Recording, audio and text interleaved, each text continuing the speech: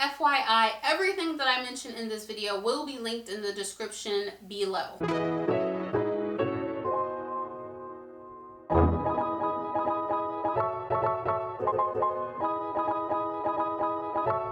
Hey guys, and welcome back to my channel. Thanks for joining me again. If you are new here, then my name is Mariah and I'm currently on a journey to conceive rainbow baby number 1 with my husband Jeremy.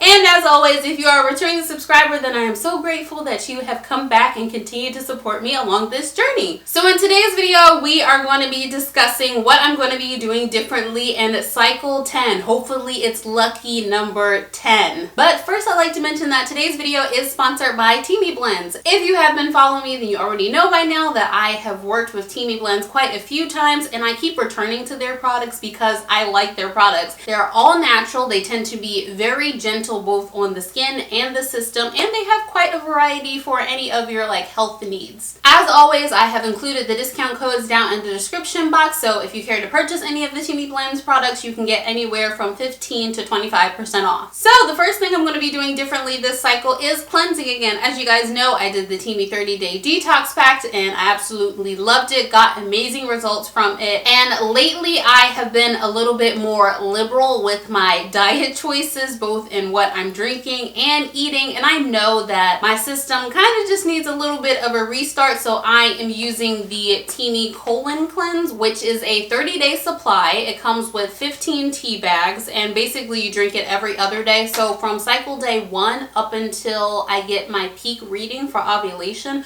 I am going to be drinking this tea every other day. It is really, really good at cleaning you out while still being gentle on your stomach, which is why I love it so much. The second thing I'm going to be doing is red raspberry leaf tea. We all know that this helps support and strengthen your uterus and gets it nice and ready and prepped for pregnancy. So I definitely want to make sure that my uterus is nice and strong and healthy as possible, and the raspberry leaf tea is supposed to help with that. So pretty much from cycle day 1 until ovulation, I will be drinking that tea. The next thing I'm going to be incorporating is the CBD Peppermint tea. Now, I was gifted this tea by one of my other TTC sisters, Infertility.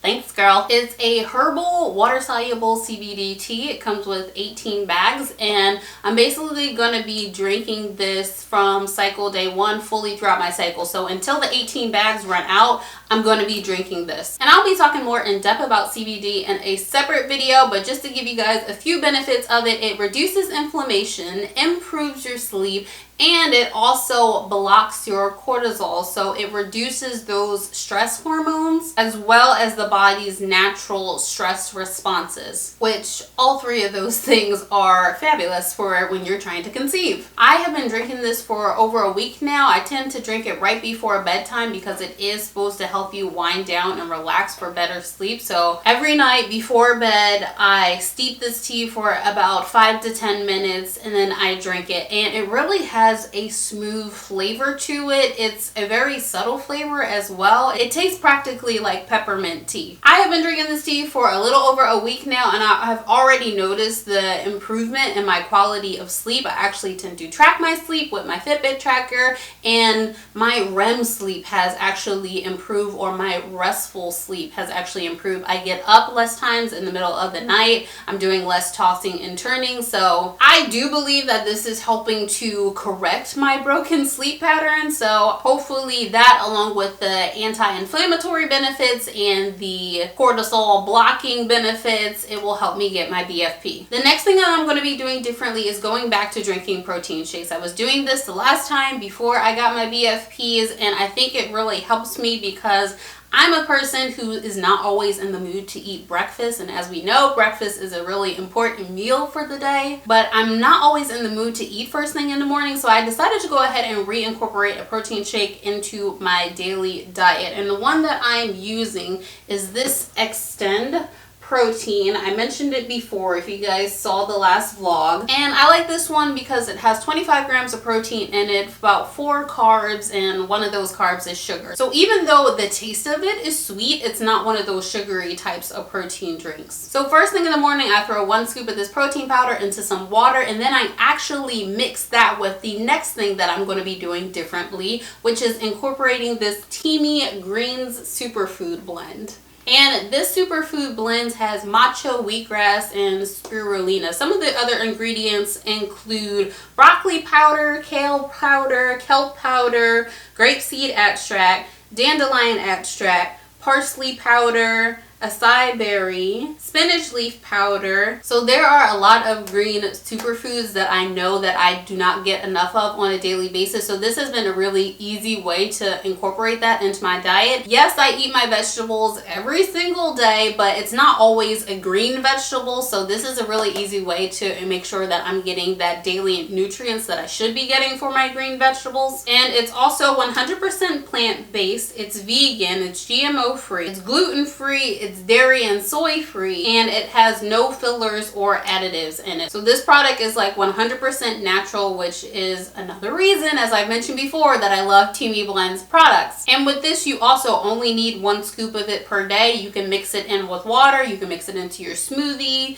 you can mix it also into your porridge, is what they have on the side of the label. So like oatmeal, or if you do overnight oats, you can mix it into that as well, or you can just put it in your juice. So there's plenty of ways that you can actually consume this, which I like because it makes it flexible for how I'm going to incorporate this into my diet. But for me personally, I like to keep it simple and consistent. So I pretty much just add a scoop of this to my protein drink. So I kind of forgot to mention what this tastes like flavor wise, and it basically tastes like matcha. If you've ever had like a green tea frappuccino from Starbucks, that's what it tastes like. Matcha is its own kind of distinct flavor, but what I will say is that if you're mixing it in with something like I'm mixing it with a chocolate lava flavored protein drink, you don't really taste it all that much. Once I mix it in with something, I only taste like a small hint of the actual flavor of the green superfood. So it is kind of one of those things that if you're drinking it in a protein drink, a smoothie, juice, it's pretty easy to disguise or mask the flavor of it if you're not into matcha. On the other hand, if you are very much into matcha, then you'll probably love to just drink it as a standalone. In addition to that, I have increased my water intake. Now I am up to about 96 ounces of water per day. Not only do I want to make sure that I'm hydrating my eggs and trying to improve my cervical mucus,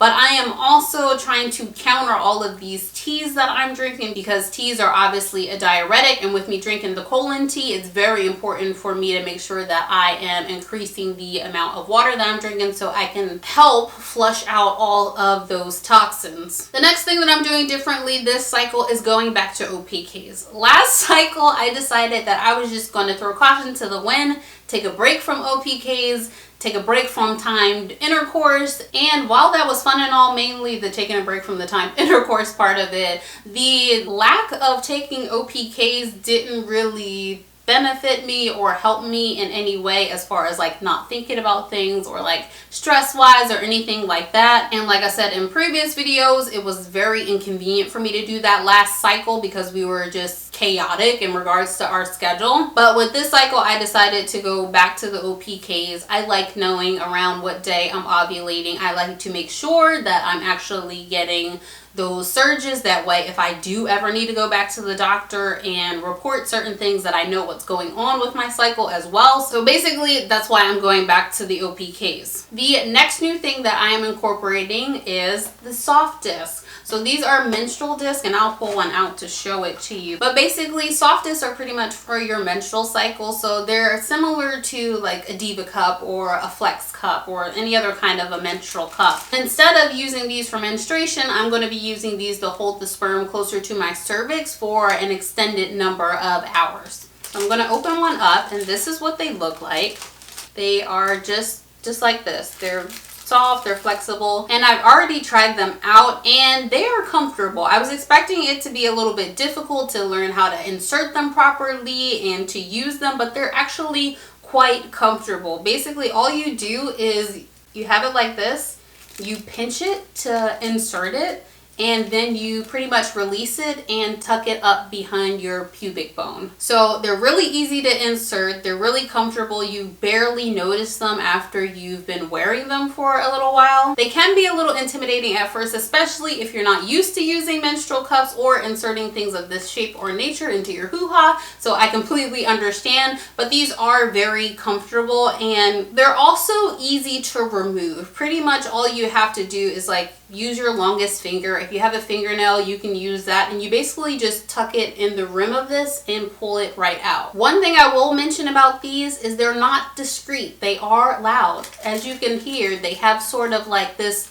crunch sound to them. So if you're trying to be discreet when using these when you're baby dancing, then this might not necessarily be the product for you. Obviously, for me personally, there is no shame in my game. We have been trying for over a year now, so I'm not really worried about the noise factor involved with using the SoftDisc. I tend to keep one right next to the bed, and after we baby dance, I take it right out of the wrapper, insert it, and make sure that it's secure in there, and then I can get up and go about my evening, day, pretty much whatever. So if you've baby danced in the morning or during the day, you don't have to worry about leaking for the rest of the day or anything. You can take a shower with it and clean yourself up, and the sperm are pretty much locked up in there for at least 12 hours. 12 hours is the maximum time you should be using a SoftDisc. So after that max of 12 hours or less, you'll just take it out and dispose of it. Unlike menstrual cups like the Diva Cup or the Flex, these are not reusable. They are disposable. So just to make sure we're all clear, this brand is not reusable. You can only use it one time, ladies, and then you have to throw it away. It comes with 14 in a pack, so you have enough for, I would say, easily 3 cycles, 2 to 3 cycles, depending on how much you baby dance and how much you actually want to use these, but you haven't more than enough for multiple cycles. Okay, and the last thing that I am going to be doing this cycle, which I did last cycle, but I'm going to be doing it a little bit differently this cycle,